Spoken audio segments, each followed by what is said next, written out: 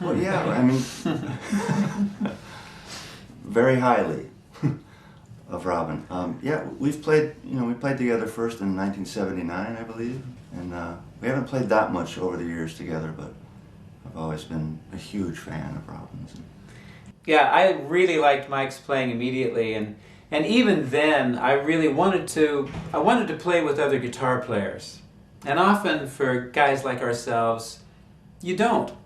You play with a keyboard player, a drummer, a bass player, but at least in my world, it hasn't been that often that, you're paired up with another guitar player. Just unusual for me. Yeah, that's true. So when I heard Mike, I went, here's the guy that I want to play with like that, How did it start? Well, it's a spin-off of Jing Chi. Yeah, which we recorded with, and we came to Tokyo, Blue Note here, a few years ago. And Jimmy Haslip really is he's the guy who it all started with.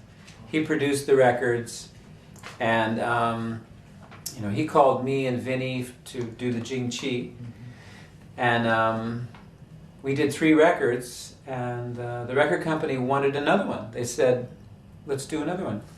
So Vinny was not available, and so I said, well, let's get Gary Novak, in place of Vinny, and do something. And then I said, then let's add Mike Landau to the mix. Let's just do something totally different. And thankfully, fortunately, these guys were, into doing it.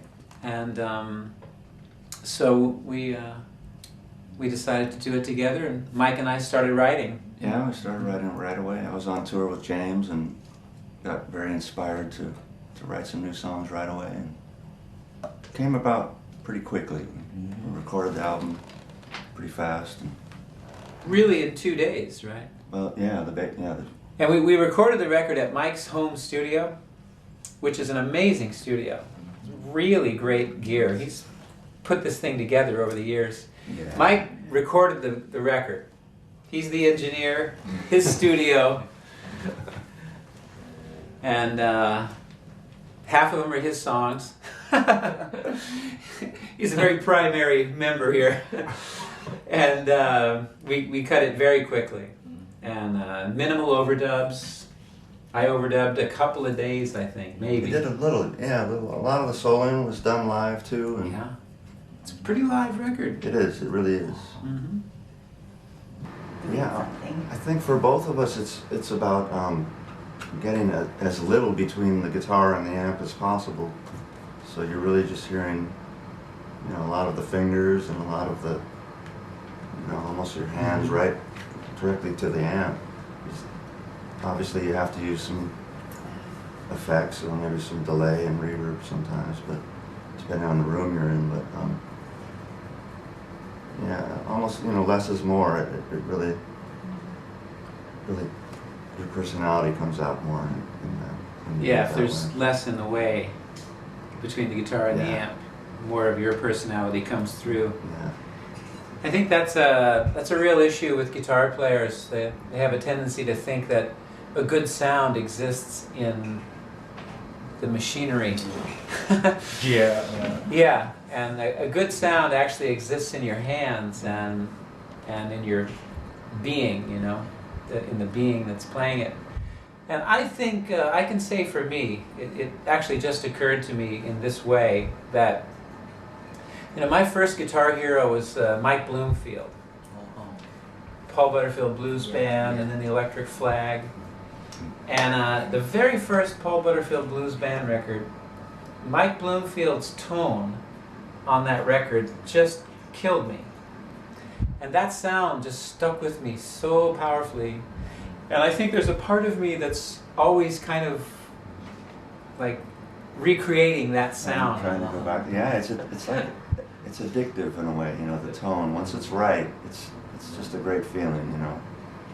I didn't start playing guitar till I was 13, and my first instrument was saxophone. Right. And at so early of an age, yeah, like you're listening to everything. Everything. everything's great. You know, I don't remember not liking things when I was that young. I think I liked everything. And pop radio was very different back then. We had FM radio, which was great. You know, I played a lot of great music. So it was a lot of good stuff to listen to. All kinds, yeah. It was the Dave Brubeck Quartet, Take 5, Paul Desmond on the alto saxophone. That really, you know, moved me, I think, as a musician that was coming. I hadn't arrived yet, but it was sort of like, it kind of was like the first little chord was struck inside me, like, wow, that's really cool, you know. I can pretty vividly remember driving around in my grandmother's VW and hearing the Beatles come on, the little radio in the car, and it just sounded so great, and that's what I wanted to do, you know. I gotta do that. Did you kind of make that connection? Yeah. I gotta do that. The tone, yeah, and everything. It was just, yeah. The energy. Yeah, it was crazy. Yeah. Do you remember the song? It was probably, I mean, it's not She Loves You and stuff like that. I Want to Hold Your Hand. For real? Because I don't was... know. Yeah, okay. What was that? You must have been...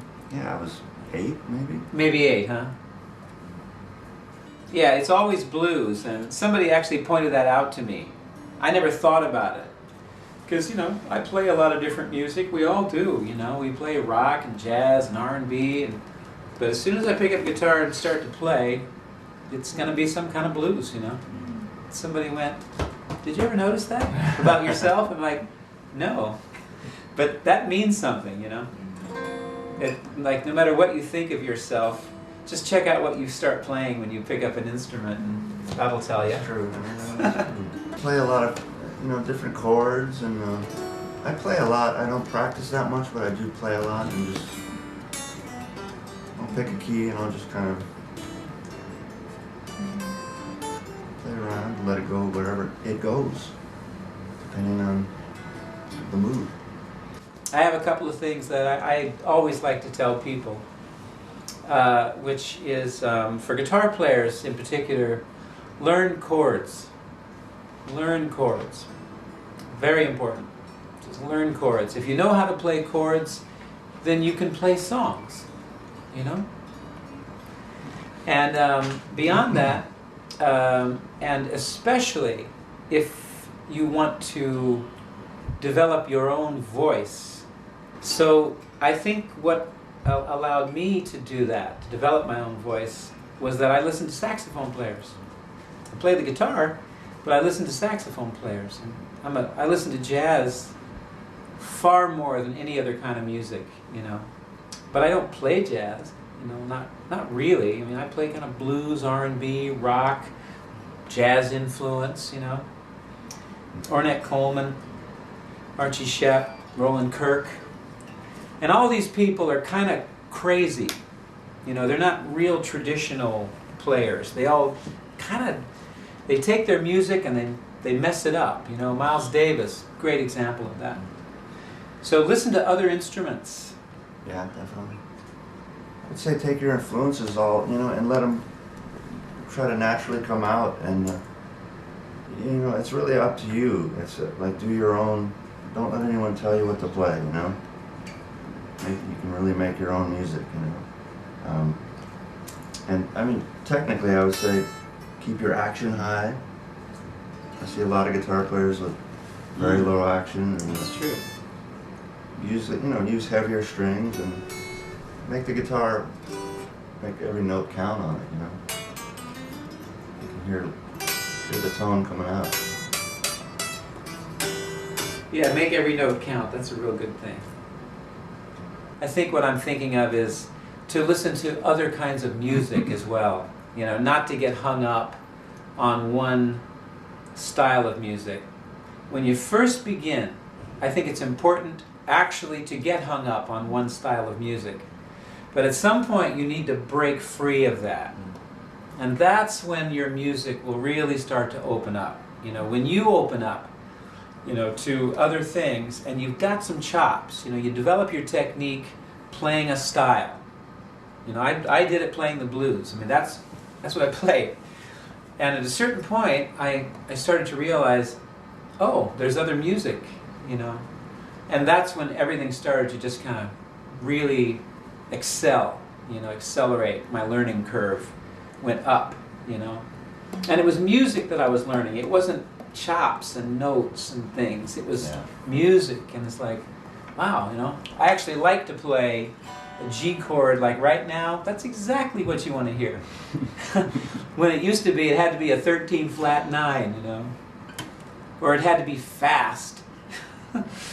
Just all these things, you know, they're just drops. Every one of those thoughts is just a drop in music. It's not music. And you want to be a musician, not a guitar player. You know what I mean? You want to be a musician. Yeah, that's definitely a great point. Because otherwise, yeah, it's all about the instrument.